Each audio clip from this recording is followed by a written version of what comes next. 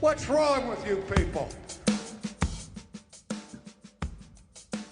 Welcome to Not Another Baptist Podcast. And Kyle, we are back. My name is Matt Inslee, the pastor of Park Baptist Church in Irving, Texas, joined by Kyle Bierman, the rural specialist for the North American Mission Board replant team. And we took a little breather, a little siesta last week. We did. SBC annual meeting, the first time in like 20 years of this podcast we took a Sunday off. That is the first Friday in almost 7 years that there has not been Not Another Baptist Podcast. And somehow, if you're listening to this, you survived it. So congratulations.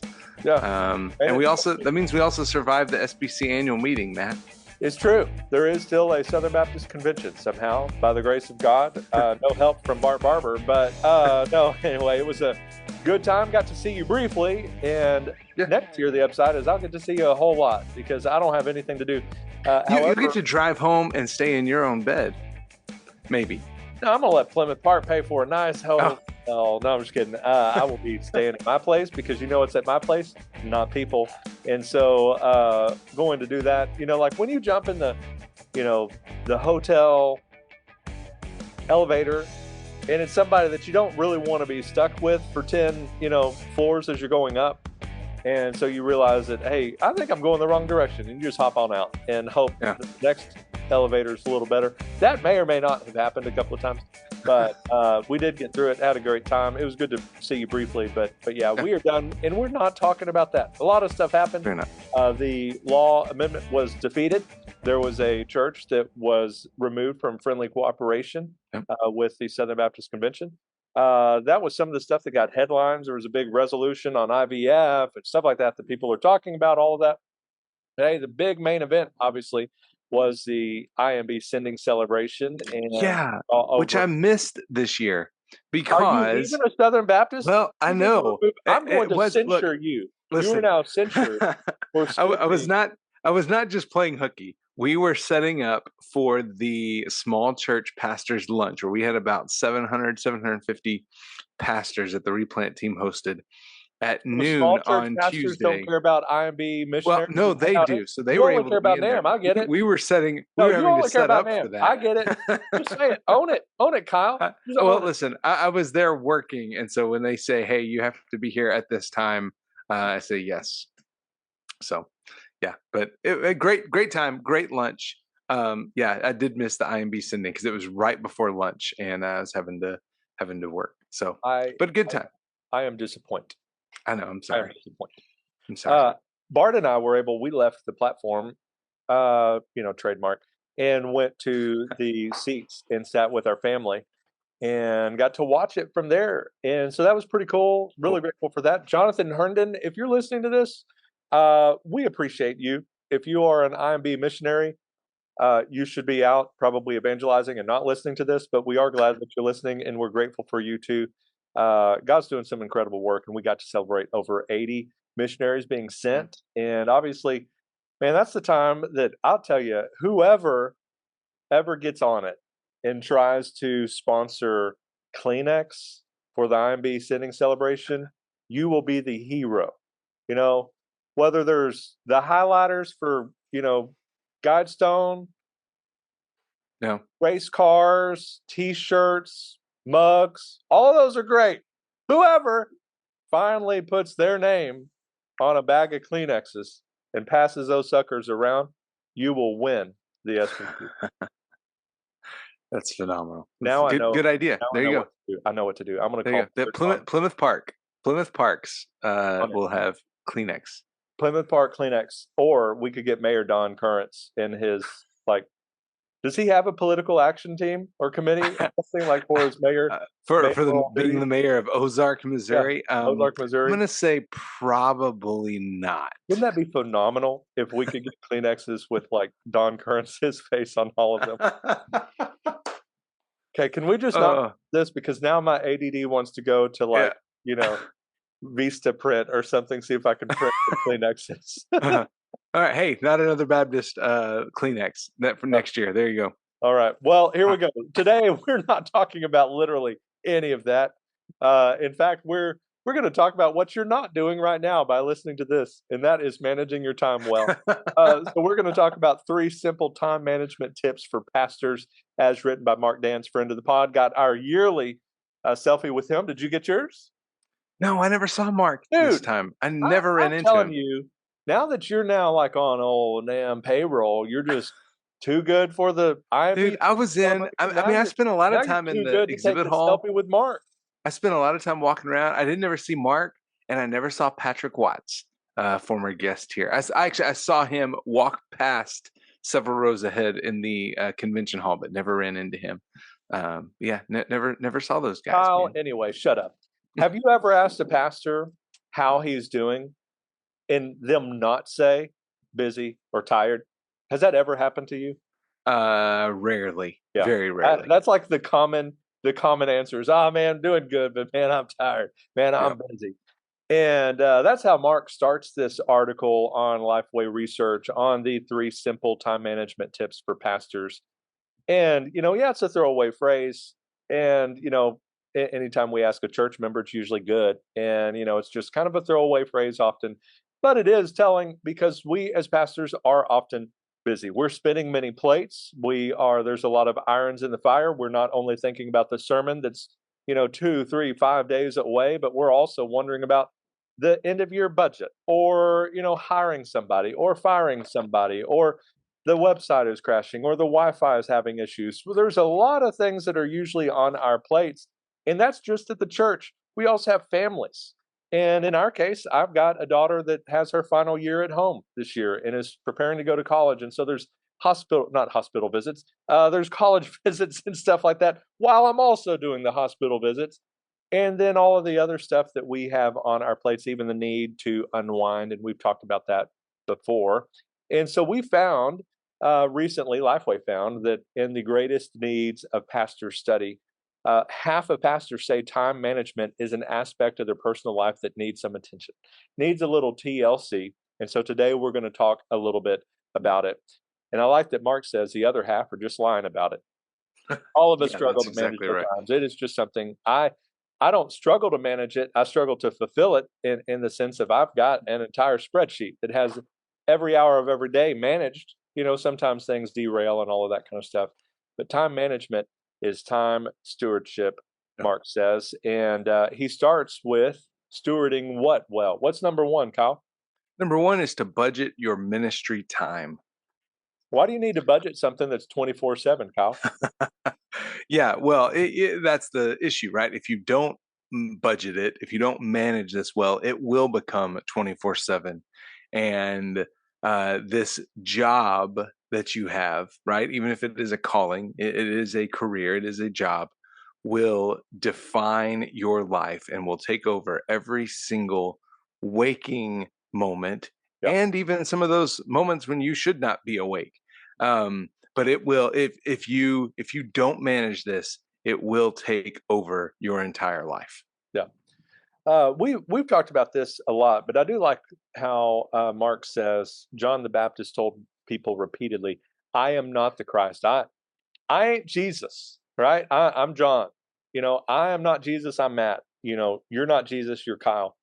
And he asks people that are reading before you even read on to turn to the mirror, turn to somebody right now, and say, "I am not the Christ." And so, Yeah, that's just good. for a second, I'm going to ask you to do that before we go on. Just say, "I ain't Jesus." Right now, repeat it. 3, 2, 1. I ain't I Jesus. ain't Jesus. All There you right. go. You're not, but you sometimes feel like it. You wear a Yeah. lot of hats, you do a lot of stuff, and certainly in normative-sized churches, as you and I know very well, with fewer than 100 in attendance, you might be the music guy. You might also be the Yep. sound guy. You might also be the janitor. And but there are some steps that you can take to budget that ministry time well while you are spinning some of those plates. And he talks about stacking meetings on Wednesdays and Sundays, and pushing sermon prep to the front day of the week. We've talked about this before. Hey, get something down on paper, at least an outline and a main idea, because Yep. even if the rest of the week goes into the dumpster fire of all dumpster fires and you cannot finish the rest of your sermon prep, if you have an outline and you have a main idea and you have a text, you have a sermon that you can get Yeah, out that's on right. Sunday.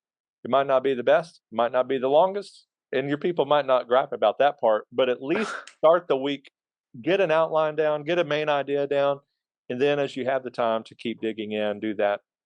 And then this is key that I think we could at least make a full mention of. Clarify to yourself, your staff, your church, what an actual emergency is. Because he says if everything is an emergency, then nothing is. And Yeah. so if you're returning text in traffic during a meal or in the middle of face-to-face conversation, you have a problem everyone knows about except you. And so know what a real emergency is. Kyle, give me 3 examples of what an emergency is not. Of what an emergency is not. Yeah. What would be 3 reasons not to interrupt family dinner? Someone had a question about a theological topic. Okay. And to them, like maybe it's they're reading a book, they heard something and they're thinking, man, I need to ask about this right now, right? That is not an emergency. Someone has a counseling situation that is not life-threatening. Yeah. Right? Man, I need to talk to you about this thing. Okay. We will work that in when we can. That is not most of those. I would say 95% of those are not things that you need to drop at the moment. And then just church drama, right? Man, I got a question about the finance statement from last month's business meeting. Or, man, you said something in a meeting 2 weeks ago that really offended me. I need to talk to you about it right now. No, those are not emergency situations. All right. Now, Matt, give me 3 that are emergencies. Hey, my golden rule is not the best way to describe that, I guess, because the golden rule is a thing. My kind of key kind of framework with some exceptions instead of kind of 3. My 3 is, will anything change by me not addressing this between now and the next business day? Like essentially when I get into if this isn't something like you mentioned, like a life-threatening thing, somebody has passed away and we've got to meet with the, more whatever it might be, that something needs to happen right then that cannot wait until 9 a.m. Or I can't address it then or text back or call back or whatever. That's usually kind of my filter is, does anything in this situation change by me not addressing this right this moment? And so that's the other for me. As far as like 3 things, your sanctuary on fire, that's probably one. Yeah, Depending upon, yeah. depending upon your sanctuary, there might be certain rules where, hey, if anybody calls the fire department or takes water to this thing, you're going to be fired. I've heard that about some churches that were pretty old and decrepit, and they kind of joke like, if you keep this thing from burning down, you're in trouble. So that's probably going to be one. As far as like deaths and some of those, like, hey, finish the meal and you might give them a call that night, things like that. Usually then at that point, it's going to be in the case of my staff, if there is a pressing issue within the staff that I need to address. So those are kind of my 3 is like a key death, like that I'm going to need to at least say, hey, I love you. Let me pray for you real quick. And I'm going to reach out, in the morning and we can figure out what we need to do for the arrangements and that kind of deal. And then like a major kind of staff crisis and the building burning down. Those are kind of my main ones. Anything else usually, my filter is basically, does anything with this situation change by waiting 24 hours? Yeah. Yeah, That's good. Those are usually mine. Now let's talk about family time because that leads into it that, hey, Monday through Friday, you might be in the office 8 to 5 and you get home, you're tired, all of that kind of stuff. That, hey, that's something that everybody else in your church has to deal with. It's working. You're working 8 to 5. You still got to get home, love on that family. And that's sometimes hard because you need that moment just to kind of check yourself, breathe. Sometimes I walk in the door and it's kind of immediate. So one of the things I usually do that helps me for this specific thing is as I'm driving home, before I go all the way down that, in our case, our alley, I just kind of sit for a second before I go in and just pray like, God, we're now going into some time with my family. I want to just be present with them. Just take a time to kind of clear my head. Because as soon as I walk in that door, it's all on. Like, the girls are wanting to play, talk, all of that kind of stuff. So you don't want to limit that. So Kyle, let's talk about budgeting for family time. What are some ways we can do that? Set family time and guard it. Now again, you may not be able to always guard that, right? Sometimes on a day off, a funeral comes up, right? Now, again, you should have some advance notice. Usually, most of the time, you're not having a funeral that just drops in same day, right? Yeah. That probably is not going to happen. So, but if that happens, you can plan around it, but guard those as closely as you can, right? In other words, you're not scheduling meetings on your day off. You're going to take that, protect that time with your family. And I mean, just like you have set meetings at the church that you've got to be a part of, set those times with your family and guard it just like it was a meeting at the church, maybe more so, even more importantly than you would. And make sure that barring emergencies or just something really out of the blue, you're protecting those days as much as possible. Yeah. He also talks about having, if you're not the student pastor, maybe the summer is a good time for a pastor to be able to get away and have a vacation. He encourages you to string 2 Sundays in a row together, and I like that he adds that he could hear the pastors gasping. Yeah, you could hear guys when going, he shared that with some, because that's hard. One of the things It I is have hard. done is I've done the whole, I will, on a week before, let's say a week, I'll try and get 2 sermons done, at least one obviously completely done because I'm going to preach it. And then the lion's share of that next one kind of done, where maybe I need to, tighten it up when I get back, that kind of stuff, but not having to do the exegesis and whatnot. And then I will preach it with the, expedition packed and ready to go as soon as that service is over. Yeah. And I say bye to everybody, and then we're on the road and we go and do our thing. We're gone that following Sunday. And then we don't hurry back. That next week is still vacation for us, and we're still out and about, finishing up the trip, whatever, and making our way back. Usually by like midweek, that kind of thing. Then I can get back, and Thursday is sort of like, let's catch up on whatever admin stuff that was hanging over me.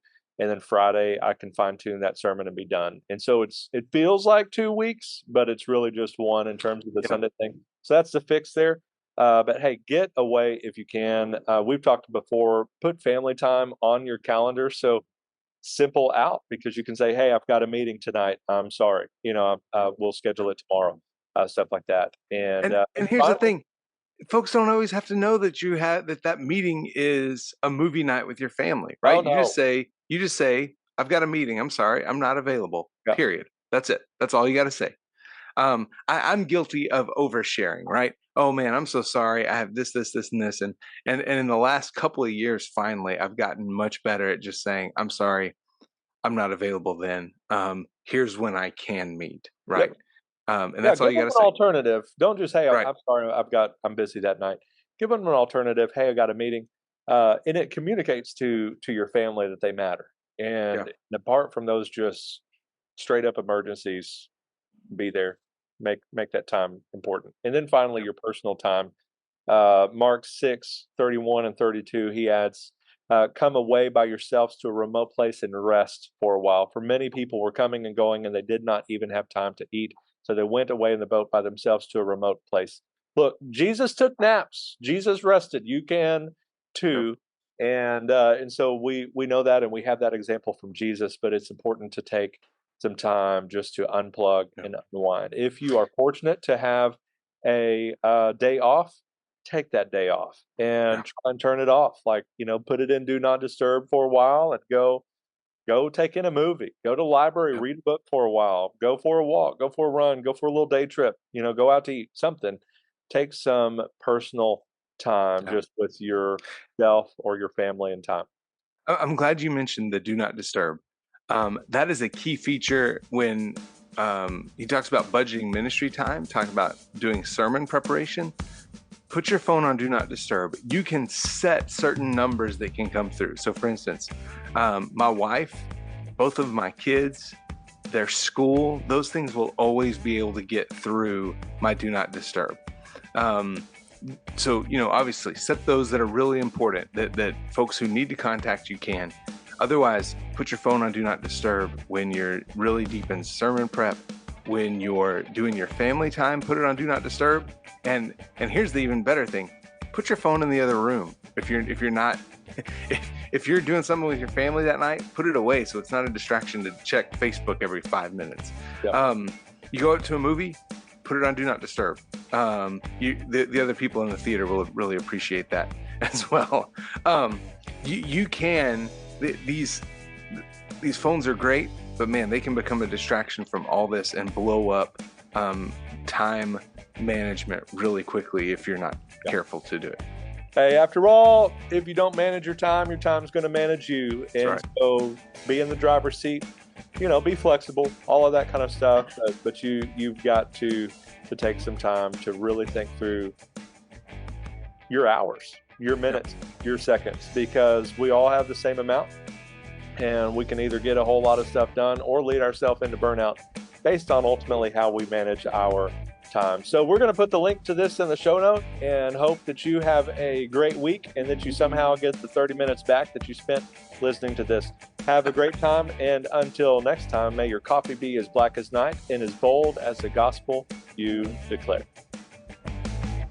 What's wrong with you people?